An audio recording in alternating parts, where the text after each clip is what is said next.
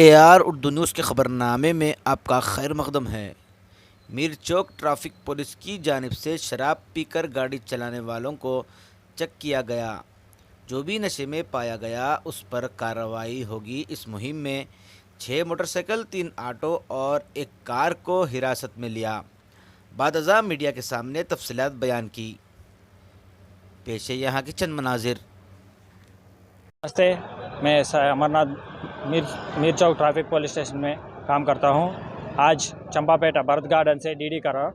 इसीलिए हम 6 two wheeler, दो थ्री व्हीलर और एक 4 व्हीलर पकड़े गया। इसी तरफ हमारे तरफ పోలీస్ వారి నుంచి ప్లస్ మీడియా వారి నుంచి దీని ద్వారా మీకు ఒక సందేహం ఇస్తున్నాం.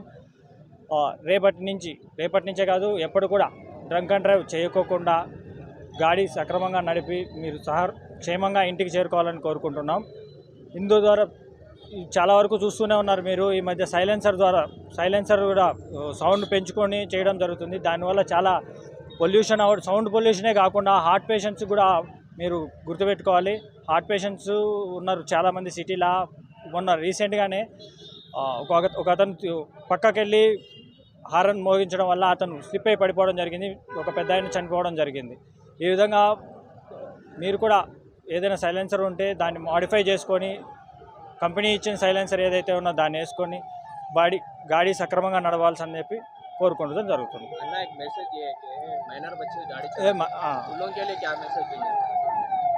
ఇంకోటి మైనర్ వాళ్ళకి కూడా ఇప్పుడు ఈ మధ్యకాలంలో మనం ఎక్కువ చూస్తున్నాం. పిల్లలు ఇంట్లో వాళ్ళ పేరెంట్స్ తెలియకుండా బండి తీసుకొని వచ్చేస్తున్నారు. పేరెంట్స్ కూడా కన్సల్ట్ చేయండి. ఇందు ద్వారా ఏం చెప్తున్నామంటే, ఎవరైనా మైనర్ని పట్టుకున్నామంటే మైనర్తో పాటు పేరెంట్స్కి కూడా శిక్ష విధించడం జరుగుతుంది. ఎందుకంటే వారి నిర్లక్ష్యం ద్వారానే పిల్లలు ఈ విధంగా